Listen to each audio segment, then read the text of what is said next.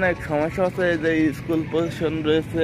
হ্যাঁ, তো স্কুল আমরা দেখতে পাচ্ছি যে ওপারে তো অনেক ছেলে মেয়ে এই স্কুলে পড়ে, 200 লোক আসে স্কুলের এই স্কুলেই। তাই জন্য আমরা সরকারের কাছে আবেদন করছি যে আমার একটা ব্রিজ, এখানে একটা ব্রিজ দরকার, তাই না? যেহেতু আমরা দেখতে পাচ্ছি যে অনেক ভয়ঙ্কর সাঁকোটা, এটা অনেক বড়। এটা অনেক যে কদিন আগে অনেক পড়ে দিয়ে হাত পা ভেঙে গেছে, কদিন আগে যে দুজনের হাত পা ভেঙে গেছে, পা ভেঙে গেছে, সাঁকোটা পড়ে খুব রিক্সের উপরে থাকে। আসলে এটা তো দেখতে পাচ্ছি যে অনেক লম্বা সাঁকো, কিন্তু যেহেতু এখানে স্কুল রয়েছে এবং পাশে দেখতে পাচ্ছি মাদ্রাসা রয়েছে আরেকটি, তো ওপারের ছেলে মেয়ে যখন এই সাঁকো দিয়েই আসা যাওয়া করে, এটাই যখন একমাত্র পথ, তো এটা অনেক রিস্কে। এখান থেকে এখন তো তবু নদীতে জল তেমন নাই, যখন নদী ভরা জল থাকবে, পানি থাকবে, তখন তো এটা আরো অনেক বিপজ্জনক হয়ে ওঠে।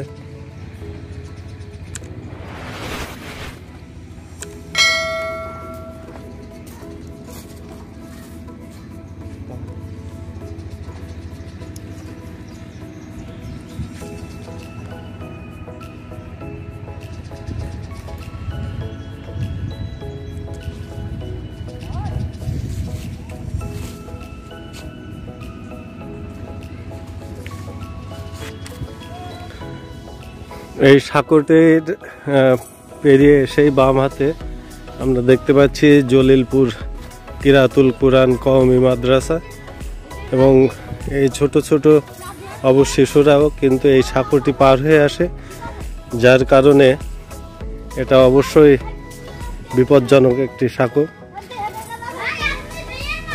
ভাই, আপনার নামটা কি? মমিনুর রহমান।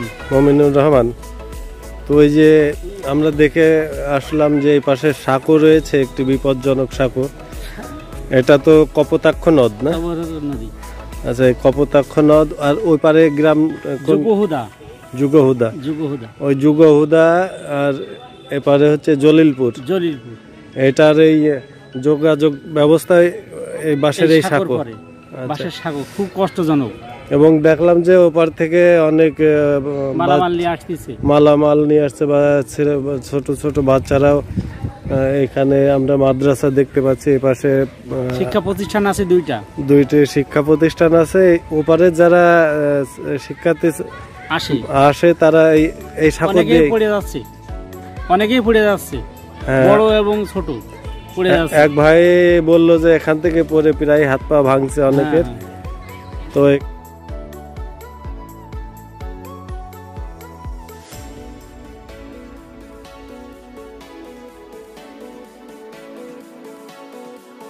ভবনটা দীর্ঘদিন পর আমরা আবার এই ভবনটা সরকার আমাদেরকে দেওয়ায় আমরা পাই।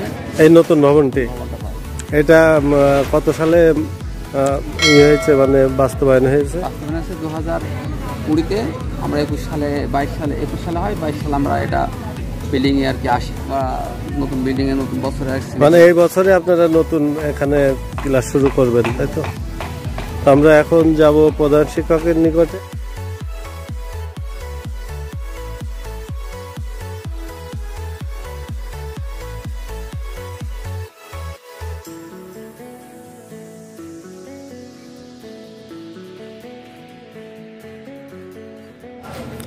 দর্শক, আমরা এসেছি জলিলপুর মাধ্যমিক বিদ্যালয়ের প্রধান শিক্ষক মহাশয়ের নিকট।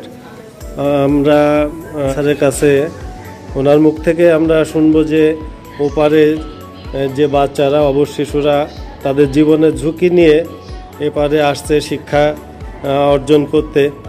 তো এখানে যে বাঁশের সাঁকো রয়েছে, সাঁকোর পরিবর্তে যদি এখানে একটি ব্রিজ হতো, তাহলে শিশুদের এই জীবনের রিস্কটা থাকতো না। তো স্যার, এই সম্পর্কে দু একটি কথা বলুন, যে ওপার থেকে যে বাচ্চারা আসছে শিক্ষা লাভ করার জন্য, এখানে কয়টি শিক্ষা প্রতিষ্ঠান আছে?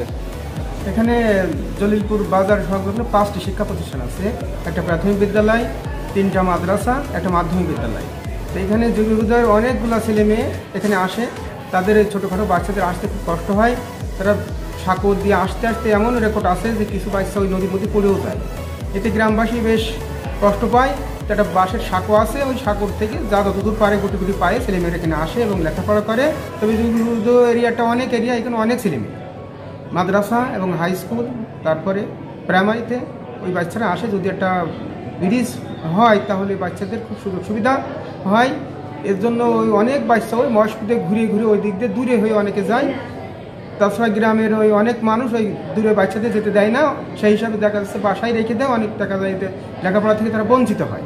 কিন্তু এটা আমাদের যদি ব্রিজটা যদি হয় তাহলে এখানে বাচ্চাদের লেখাপড়া, সার্ভিস, বাজারঘাটে মানুষজনের আসা সব দিক থেকে খুব সুন্দর মানে ব্যবস্থা হবে আর কি। তো এখানে কি আদতেও কি ব্রিজ নির্মাণের কোনো উদ্যোগ আছে? আমাদের এমপি মহোদয় বারবার প্রতিশ্রুতি দিচ্ছেন এবং উনি বললো যে এখানে পাস হয়ে গিয়েছে, দ্রুত ব্রিজ হবে, এ ধরনের মানে আশ্বস্ত আমাদেরকে করছেন, কিন্তু এখনো তো দেখছি না বাস্তবায়ন হয়নি। তো আশা করি যদি এমপি মহোদয় আপনাদের আশ্বস্ত করে থাকে, প্রতিশ্রুতি দিয়ে থাকে, অবশ্যই এখানে ব্রিজ নির্মাণ হবে। এবং আশা রাখি যে ওপারের যে ছোট ছোট শিশুরা শিক্ষা লাভের আশায় এপারে আসছে, তাদের সেই কষ্ট লাঘব হবে।